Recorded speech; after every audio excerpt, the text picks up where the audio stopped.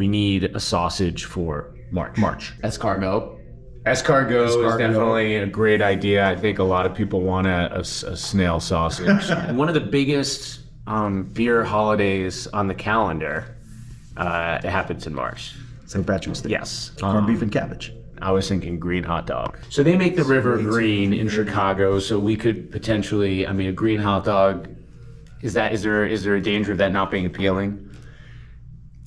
This is a real question. All right, Corned beef and cabbage. I actually took a raw brisket, a full corned beef brisket, and chopped it up, froze it, and then I just added more black pepper, garlic, and I smoked it, and that was the pastrami dog. Yeah. So I'm thinking if we did something like that, but don't smoke it, don't add the extra coriander, like really keep it about the pickling spice. The idea would be for you to make it taste like it. Exactly. Right. But you can literally use almost all the ingredients. The only thing we need to figure out is like, how do we do the cabbage? Because I think if you put raw cabbage in there, it'll like steam and make gaps. And too much liquid. I'd love for them to try it on its own. I'd love for them to eat it with just mustard. I'd love for them to put it in a breakfast burrito, like whatever. Yeah, oh my God, corned beef hash breakfast burrito must be done.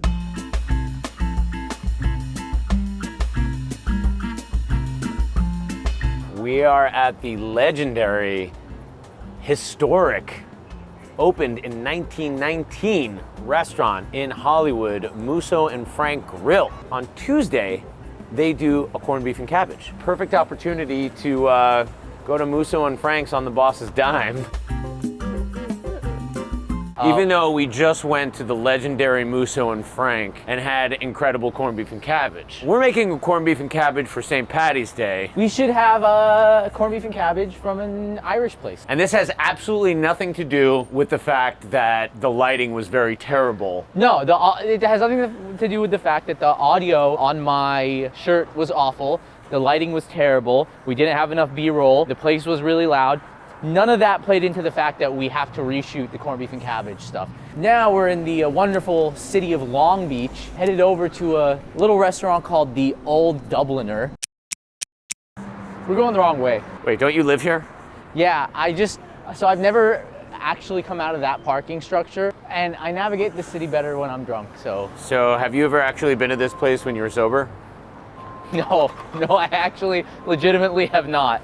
Alex, where the hell are we going? We're not even on a sidewalk. I didn't realize that they were doing construction here, so there's that aspect to all of this. So we are at one of Alex's haunts, the Old Dubliner. We'll get a proper Irish version of a corned beef and cabbage with seemingly better lighting. We got corned beef tacos here too.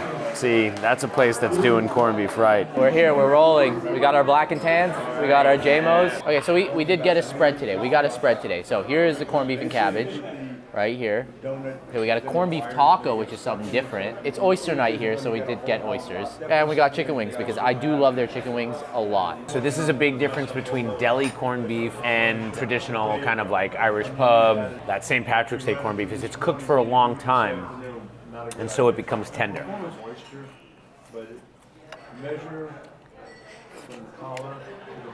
Pretty good. It's like, I mean, corned beef is always good. It's really good. It's like, it's that perfect texture. I can't describe it. It's just like really perfectly cooked and really enjoyable. Like you can see it's green, it's vibrant, it's hot. You gotta see why you like this place, man. Okay, so I mean, this seems pretty straightforward. Literally all the ingredients of a corned beef and we grind it.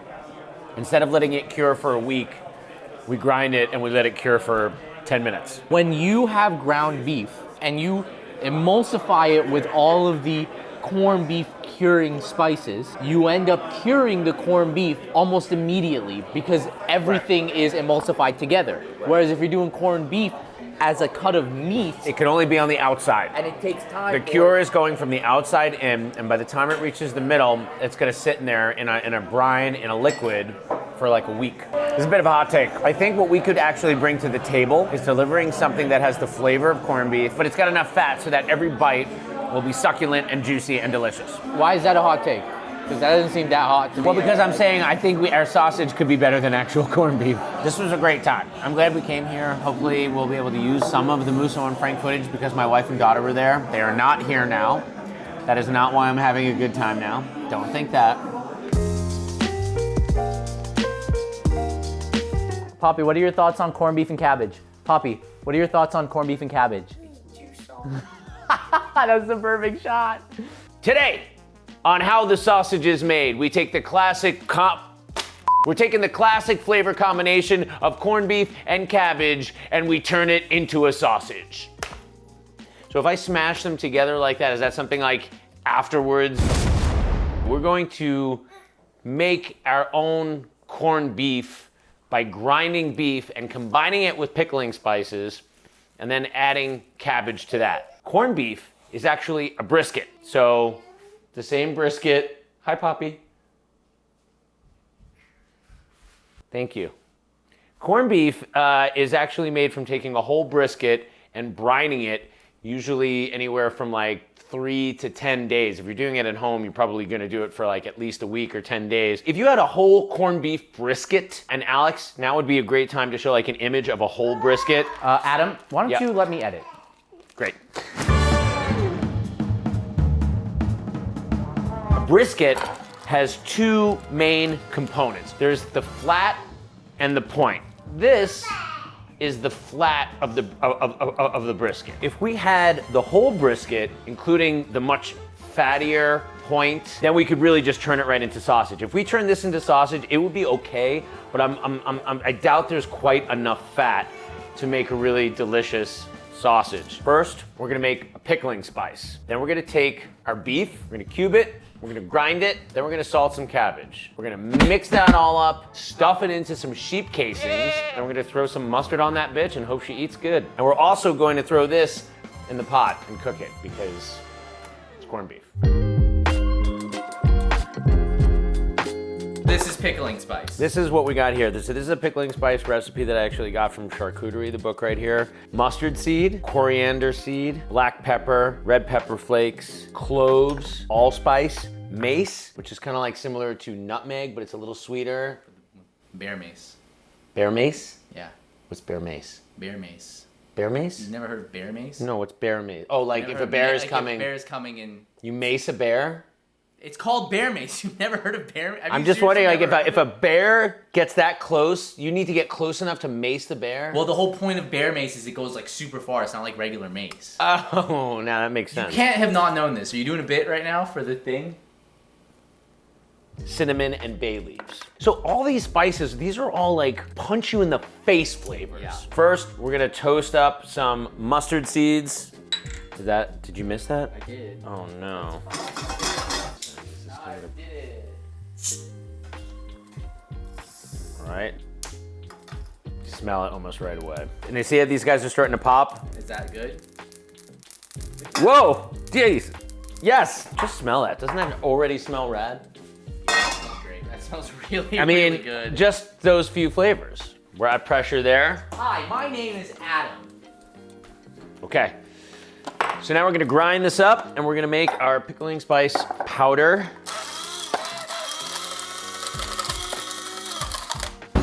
And I use this. It smells so intense. Time to salt the cabbage. I think we're just gonna kind of just like do a dice on it. I figure like 3% is like a good pickling salt ratio. So however I much. agree. What? I agree. Do you agree? I do. Good. Sometimes there's a big heart, not a big heart in this one. That's called the heart? Yeah, this is the cabbage heart. Wait, that's a leaf. I think we probably want to use about 20% cabbage, 20% of the sausage mixture, and then we'll add that much cabbage. About 700 grams of cabbage. That's like 20 grams of salt, roughly. Just tossed it through. Now you might say, hey, Adam, it's corned beef cabbage. Are you using a brisket? A whole brisket with all the fat? Now, could I do that? Absolutely could That's do like that. the way you should do it. That is the way you should do it. But we didn't do that. We didn't go out and get a brisket because I happen to have had one of these guys in my freezer. Ribeye is the most perfectly marbled piece of meat. You could roast this. It's prime rib. We're gonna make some sausage, and all this fat is gonna be so good. Are you going back for the club soda? Yes. Yes, I Look am. at this. How about some Look at that. All that fat. Normally you'd be like, oh, I mean, if this was a steak, you wouldn't be able to do anything with that. But for making a sausage, this is great. Can you currently see like the cabbage is starting to give up a lot of moisture? Yeah, I'm starting to give up too. So now that I know how much meat I have a ratio in mind, and I'm gonna kind of jot down based on 6 pounds of meat. And that will tell me how much pickling spice, cabbage, salt, garlic, sugar, water is gonna go into this mixture. What kind of salt is this? Flaky sea salt? That's kosher salt. Where do you get your salt from? Vaughn's. Oh. Pickling spice, 21, only 21 grams. I like that we're using 21 grams because that's the weight of your soul. A soul weighs 21 grams. When you die, you become 21 grams lighter. Wasn't there a movie, 21 grams? That's how I know that information. Oh. I'm only here now because I'm gonna eat this. Or should I not eat it? You're gonna eat some garlic? Yeah. Oh, by all means. People would love to see you eat raw garlic. They don't have to smell your breath. I do. I know it's garlic. Oh. Oh. Yeah, I know. It's garlic. I love the flavor. It's just really intense. Yeah, it's great in things. Oh, I'm gonna have heartburn, dude. And we're back to the knife jabbing. That's right. Hey, everyone. Welcome to How the Sausage is Made. I'm your host, Adam. No, I'm kidding. The corned beef is done in the pressure cooker. It's got to rest in there for at least 15 minutes while the pressure releases. And we are just about to grind our meat. Mustard seeds. I forgot mustard seeds. Ask what you're gonna ask. Ask what you're gonna ask. What's a mustard seed? Oh no, you're gonna ask, we already ground up the mustard seeds for the pickling spice. Why are we putting more mustard seeds in there? If you've ever had like a great hot link sausage down in Texas, a lot of times they put whole mustard seeds in them. And if you ever get that little pop, that freaking pop! Mother! You're not using that. You're not. My mustard seeds. You're like, no, don't use this footage, please. Please don't use it. I know, that's pretty thirsty, huh? Brown sugar, pickling spice, white sugar, cure.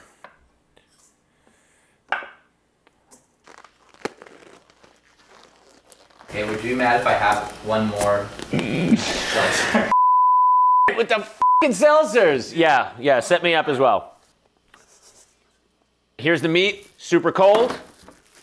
Semi-Fredo, as I like to say, practically frozen. Here's our spices.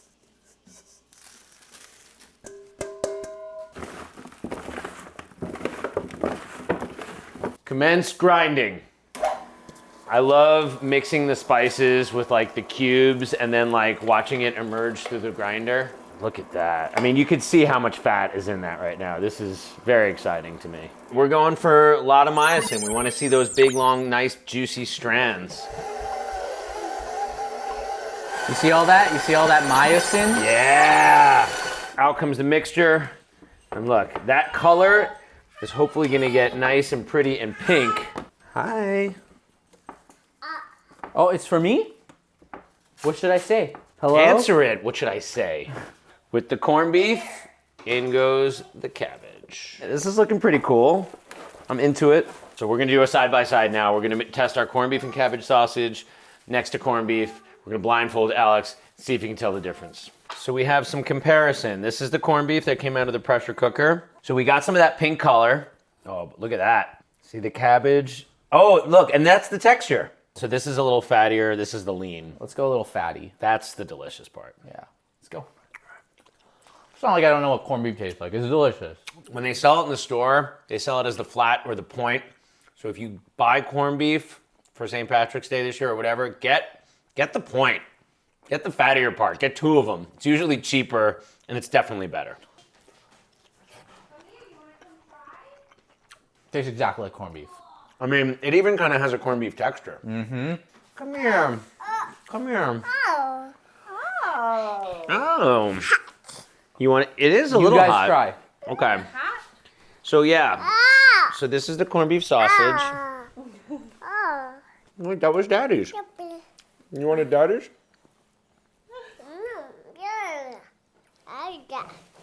I think she just said she likes it. Now you could taste actual. Delicious. It's good. Yeah. As you all saw, I ate raw garlic yesterday. It f***ed me up. It me up like all night. My breath still smells intensely, I think more like garlic now than it did last night. Yeah. It was awful. Why don't we have another raw garlic right now? My answer's still no. Without further ado, we're gonna stuff some corned beef and cabbage sausage. Packing it in really good, really tight. Okay. Just gonna give it a little spritz, a little lubricant. So I'm kind of keeping my finger on it because I don't want it to get completely full to the max because then it could be tougher to twist them. This is definitely an awkward height to be cranking the sausage at. I'm pricking it with a sausage pricker. Pinch, pinch, twist. So I got a steamy oven going, and I'm gonna kind of bake these.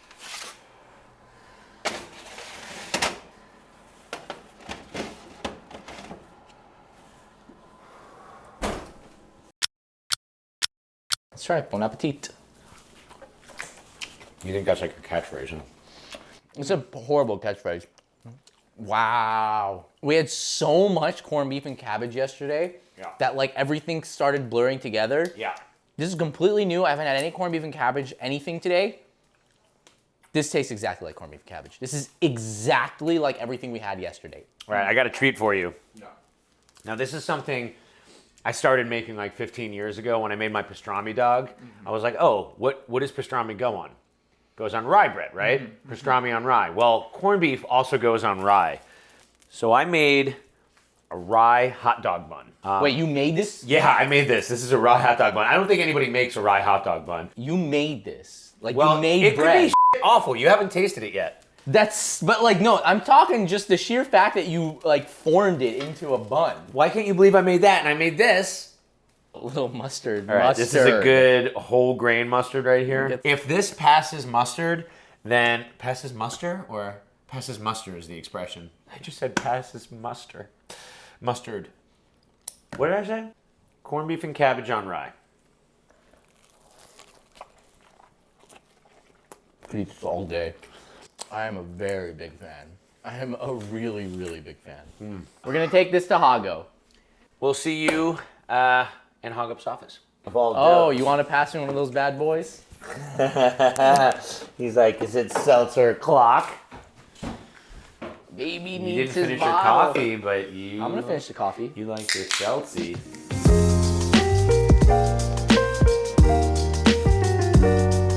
All right, we got Q here today. Q is one of the other partners. So you can see that's the cabbage in there. So we kind of, what we did, we just salted the cabbage and that made it wilt and it was kind of like perfect to fold in. Yeah, squeeze Yes, that the meat. whole Yeah, batch. squeeze that meat. Yeah. And this was also made with all ribeye because that's all we had. So we made like tomahawk, we turned tomahawk steaks into sausage. Guess what? Turns out that's good. Turns out there's a subtle sweetness to it. Oh yeah, no, there's definitely some brown sugar and some white sugar in there. That was really good. So what do you think doesn't make you think of corned beef? Yes, the flavors do. Yeah. That Absolutely. was the longest pause I've ever Yeah, well, he was I considering had to it. think about it. I had to think about it. Yours is so good. This one right here is kind of like the closest to like your classic Reuben sandwich. I love coleslaw. That is awesome. Alex needs to try that one too. I've tried this. Here you go. I'll cover you, Alex. Alex, It's actually. if we're gonna do this, What is going on here? if we're gonna do this as a show, you have to learn how to eat, dude. You have the weirdest way of eating. Are you a youngest child? What's going on? I'm the oldest child. That's so weird. Thumbs up or thumbs down? Thumbs up. Thumbs up. I mean, my thumb doesn't matter, but yeah.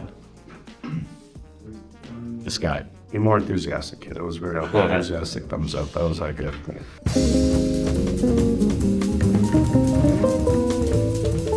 Corned beef and cabbage is going to be on the Dog Haus menu starting March 1st, 2023. We got the worst way, or you could dress it up however you want. Are you telling me a corned beef and cabbage corn dog isn't delicious? Corned beef and cabbage sausage breakfast burrito. This one is killer. $1 from the sale of every single corned beef and cabbage sausage goes directly to No Kid Hungry.